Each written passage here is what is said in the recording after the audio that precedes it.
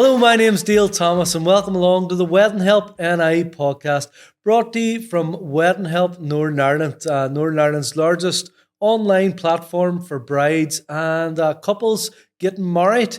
It is a place to be. This is episode 5. Where has that went? Episode 5, I know.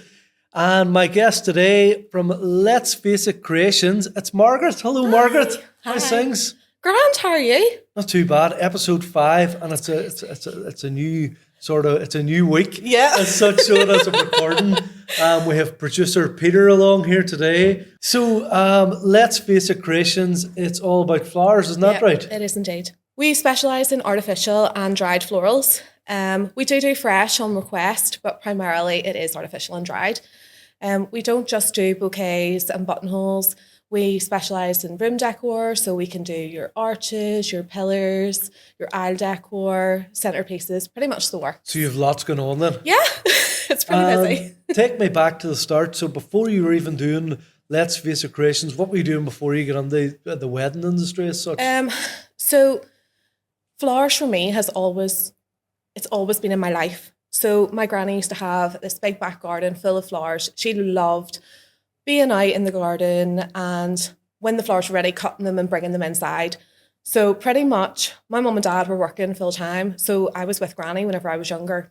I would have always went out, seen the flowers. Like she used to grow lots of different types of roses, sweet William, sweet pea, things like that. As far back as I can remember, flowers has always been there, but it was always in the background. Yeah.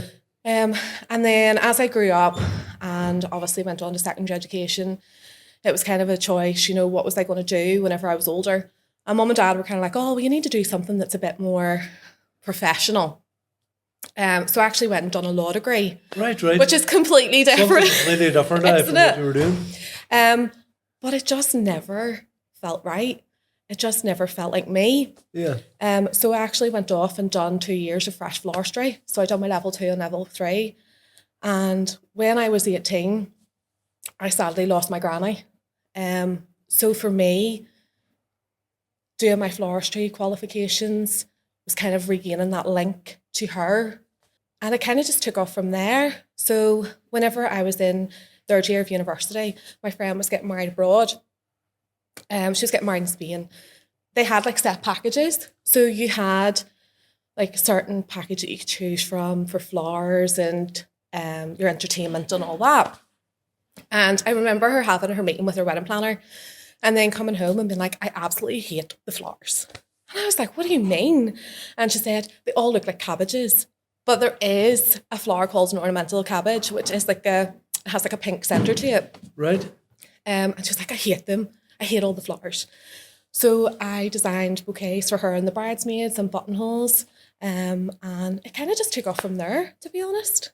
And so you set up the business. I always find it different as well. It seems like most people on the sort of your creative side, whenever you're doing that, different from even bands or like entertainment, you try a friend's wedding or something first. Yeah. And then you end up sort of falling under it. Whereas like from my side with entertainment, you sort of, you do pubs, you do clubs, and it becomes, you get better, but you have a long process where you can work yourself forward, and they get nearly to that stage where you're doing weddings, which is a wee bit more prestige.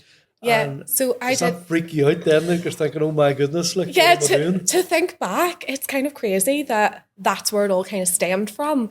So after that, I kind of thought, oh well, do you know what? I'm gonna set up an Etsy shop and sell online and see how it goes. Aye. So it kind of just took off from there. And then we got married in 2014 and I had my wee one in 2015. And it kind of just all fell into place. I kind of thought, why am I selling flowers like all over the world? Because they were going to America, they were going across the water, sometimes they were going to France. And I thought, I'm going to set up a business locally in Northern Ireland because at that stage there really wasn't anywhere. It was always fresh flowers. And I myself struggle with hay fever. So I thought, why not set up a company in Northern Ireland and provide that service for brides and grooms here? Yeah. So that's kind of where it all stemmed I think from. as well that the artificial flowers over the last couple of years have become so popular, haven't they? Yeah. I'm right in saying that, like, I know just being at weddings now, you see so much more Yeah. artificial flowers at weddings, you know. But even the design of the artificial flowers has come a long way. I think they look so much better. They look, Yes. you know, I think maybe when you go back, maybe, you know, whenever I started at weddings, you would see it and people might have go, you know, that's just not, Exactly. it's just not so nice, you know, it's not so, but now they're at the stage, you know, where you see artificial flowers and you go, it looks really nice, you know, it looks really well. And even stuff like the flower walls and stuff you would see, it's all sort of come along, hasn't it? Yeah. To that, you know. Like whenever I think back, like all those years ago, like everybody thought of artificial flowers, you thought of like grave flowers. Do you know what I mean? Those plastic type flowers, which granted are still around, but they've come such a long way. So a lot of the flowers we use are also called real touch. Right. So they're designed to feel like the likes of the Very calla very lilies. good, Are made I to always feel. be scared to touch them now if I'm at a wedding. I'm like, Just in case they're you know, not. you know, or just in case someone falls or something. You're just panicking the whole time, you know. So you started the business around 2015. Is that right then? So I was doing, I was selling on Etsy before that, and was doing wedding flowers prior to that. But yeah, I properly set up my company in 2014, and then really expanded. And do you still do the online selling as well? That's not so much now. Yeah. No, because I kind of want to concentrate on meeting my clients in Northern Ireland. I didn't get that opportunity whenever I was selling online, and it's nice to actually put a name to a face, actually meet clients and figure out kind of what their vibe is for their day, what their kind of colour schemes are, and to gain a wee bit of personality behind them. I think even now as well, there's so much more options. You know, years ago, I think whenever you were chatting about, you know, you were chatting about your colour scheme and stuff. Really, weddings, you know, like I remember even whenever I started out, sort of doing weddings, like I'm nearly doing this about 15 years. Like, it's so much. There's so much changed in that. You know, there wasn't vibes, there wasn't colour schemes. You know, this is what you get, and this is how it is. Whereas I think, you know, couples now, they have that choice of getting. You know, you can say, right, what's your colour scheme, what's the dresses, and you can really match that up. I suppose artificial flowers give you that thing as well, that you can match it up. Plus, with artificial flowers, you're not tied.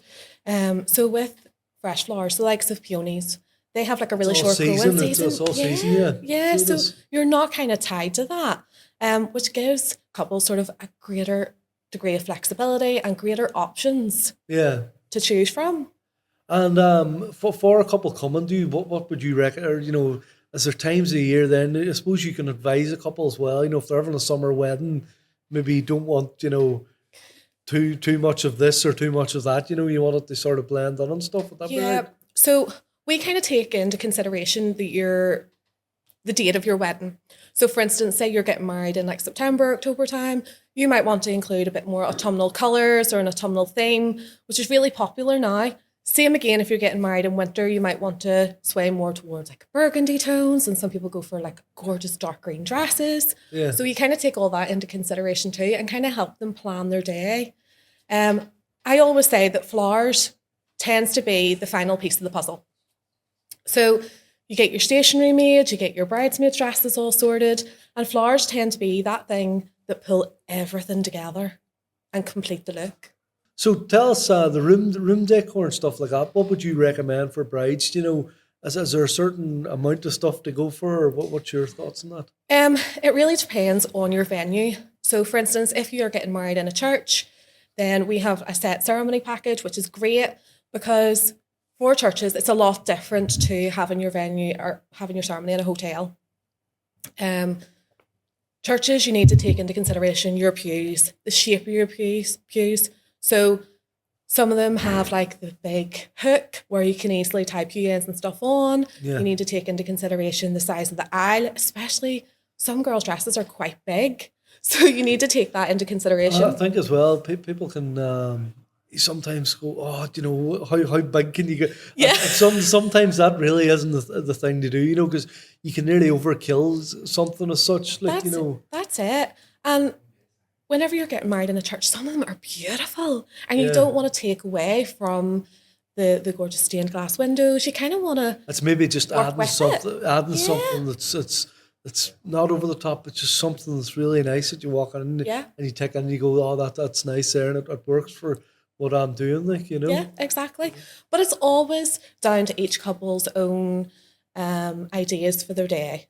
You Yeah, know, some people like to have that big wow factor when they walk in and have these beautiful um, blossom trees and things like that. Other people just want to keep the aisle a wee bit more simple, just some candles, some flowers, so that your guests can see you walking up the aisle, you know. yeah. And then moving on to the venue, then Yeah. what sort of decor would you, or what sort of things can you do at the venue that would? So for your venue, a lot of people have your welcome sign for greeting your guests. Yeah, You would have your centerpieces. A lot of the hotels actually include centerpieces, so they have like the gorgeous candelabras. So we like to work with that, and you can have the option of dressing the candelabra with a lovely garland up it, yeah. or having a wreath at the bottom of it, just to bring those Something. the colours and whatnot in. Aye. You also have the likes of your cake backdrop, and we also provide things like your post box, your audio guest book, things like that, just to add a wee bit more detail to your day. And you were saying as well, you can work with fresh flowers. Can fresh flowers and artificial, can that be sort of mixed together? Or what's your Yeah. thoughts on that? That's just something I'm thinking about, or is that? Yeah, absolutely. So I have quite a few clients at the minute who, specifically for the bride and the groom, just want a fresh bouquet and a fresh buttonhole, but want everything else artificial, including their decor. So it's just mixing and matching and making sure that everything coordinates and flows. So whatever you're choosing for your fresh flowers, we match that to the artificial. And is it hard? I suppose with what you're doing as well. Is it hard? It can be hard to show brides a sample. Like it's a bit different for me if I'm doing entertainment. I can send the bride through, nearly like a Yeah. 45-minute video and go, that's a show there, and enjoy.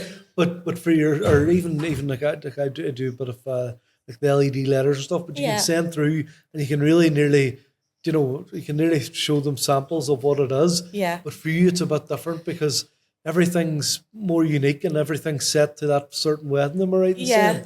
So what we do is we have a range of samples. So we have about 20 to 30 sample bouquets and buttonholes and whatnot for couples to come and look at. Yeah. We also have 2 huge portfolios of work, which is why it's so important to gain for past brides and grooms. When we get their photos, we love seeing them because it really it allows us to show future brides and grooms what's I possible. think that's a great point as well to touch on because I think that's for any wedding vendor. I think pictures and stuff Yeah. or even videos and stuff. The couples think, oh, maybe I'll be just annoying that person, send them all stuff. And do you know what? It really does help. And even if Yeah. you say to us, feel free to share that in your socials and stuff.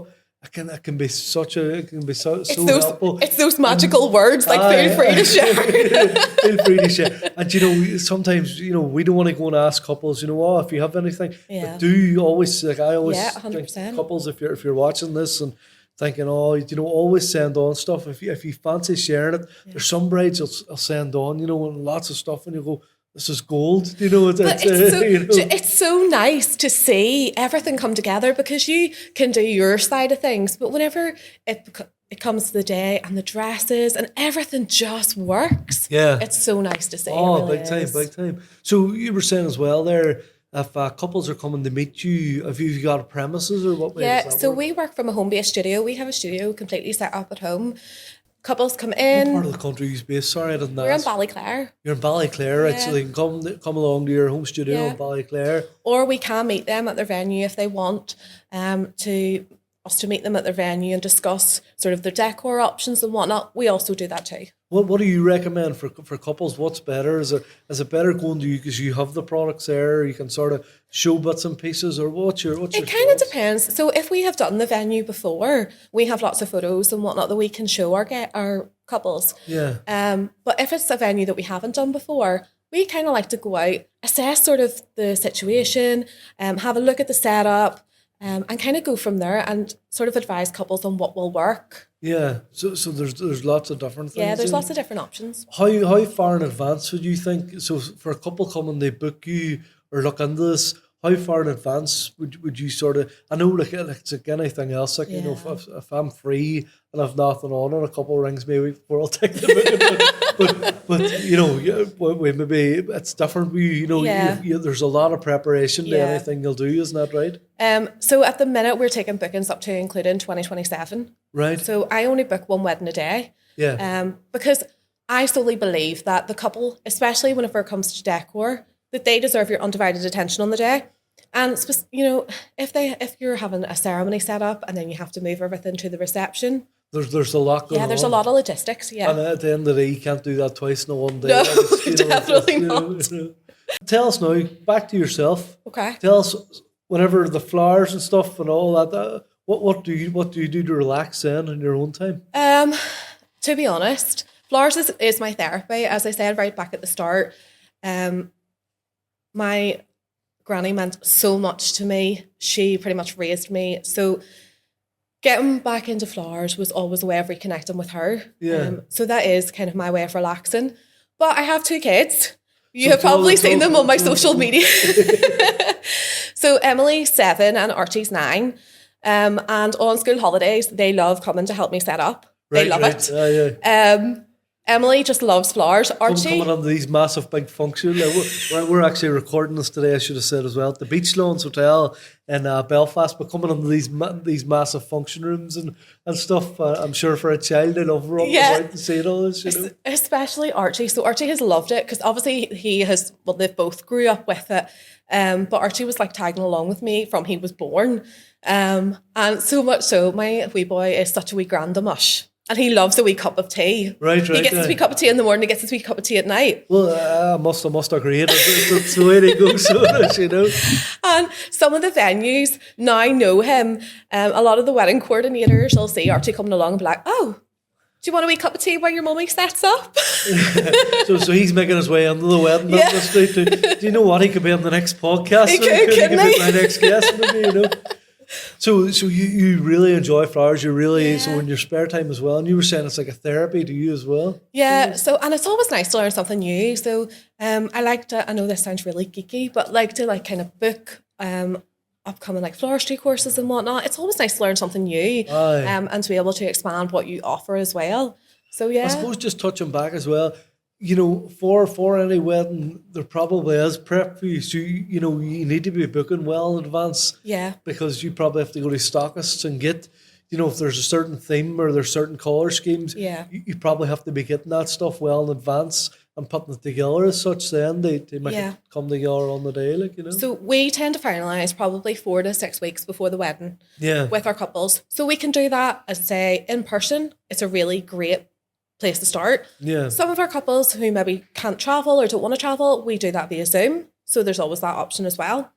And that's where we would really nail down your colours, your styles, and really chat through everything and kind of pull a few flowers together and see what you think of that vibe as well. It works. And, And is there anything as well, like, should couples be bringing you along, like even it is like a bridesmaid's dress or something? Does that help, or is that what's your advice on that sort of thing? Or normally what we would advise is when you're coming to your meeting, bring a sample swatch. If you've got your dresses from a bridal shop, normally they'll give you a wee swatch of the colour. I wouldn't have knew that. It's all new. You're big into your dresses, deal. I know. But yeah, so normally we bring a wee sample swatch, or if you got your dress online, bring one with you, and then we can have a play around with colours and whatnot, and figure sort out of what work works. it out then. Yeah. So even I should say as well, for your online presence, where can people find you? What's your sort of best sort of things? And so are you Instagram, or are you Facebook, or are you a bit of everything? Or? We're pretty much a bit of everything. So we're on Facebook and Instagram, and then obviously you can find us here on the Wedding Help. Yeah. But yeah, you feel free to contact us whatever way you want, or if you want to email. Have you a website or anything, or is it mostly on Facebook as well? So we have our website as well, so it's letsfaceitcreation.com, right. Where you can find us there, and there's a wee link if you want to send an email, or as you say, contact us via social media. How have you found the Wedding Help NI platform? How have you found the platform in general, just from the Facebook page? We have the website, and we have different things as well. Of course, I always find one of the big help with Wedding Help as our background community. Yeah, I think the background community is probably it's one of the best things, because you can always get advice from all our vendors and everything. So I like that. But how have you found it? It's such a supportive community. Like there's so many other suppliers who you can recommend and whatnot, and everybody just kind of helps each other out. It's such a good community, and it's been great. We have had a lot of couples have said to us, "We found you on the Wedding Help." That's brilliant too. So it is. I think the thing that stands out for that too is it's everybody on it's approved as such, and you know, being an approved supplier, you have a bit of reassurance, I suppose, from that as well. You know, it's always good to know that your vendors are approved, that they are insured, because that is the big thing as well. Aye, especially Grande venues, even we're touching that a wee bit, the insurance and stuff. That's a big thing, because whenever you're Grande venues, or by the church or by the venue, you know, everything, you know, all that's so important. You know, a venue literally won't let you in the door. Yeah, unless you unless you can there's my insurance certificate, thank you. But that is all very important, like, you know what I mean? So it's good to know that your vendors are insured, they're qualified, and most importantly, when you're booking a vendor, it's good that you gel with them, especially the likes of the vendors that you need there on the day. So the likes of your photographer and things like that, it's really good that you gel with them. There has to be a relationship there, because do you know what? And there's weddings I've been to, and you know, there's maybe there's certain people that don't want to be they don't want a photographer around them all day. Yeah. And you know, you can get to the point where brides, like I've seen brides and they've been literally, you know, at the point where they're going, oh, get him, you know, I've had enough, you know. And you don't want to feel like no, so you want a good relationship with your vendors, you know, that sort of way, you know. You're lucky enough you only see me for an hour at your wedding, like, so I am more than manageable for an hour, so you know.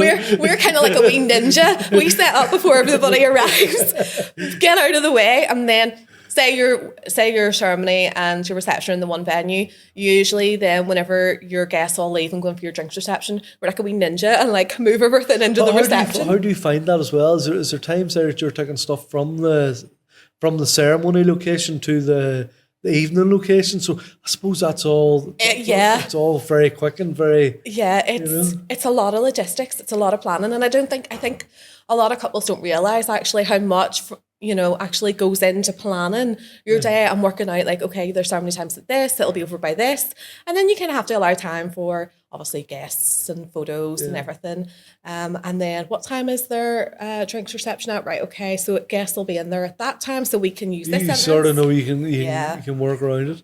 So everybody, they can find you on of course they can find you on the Wedding Help NI platform and your website, letsfaceitcreations.com.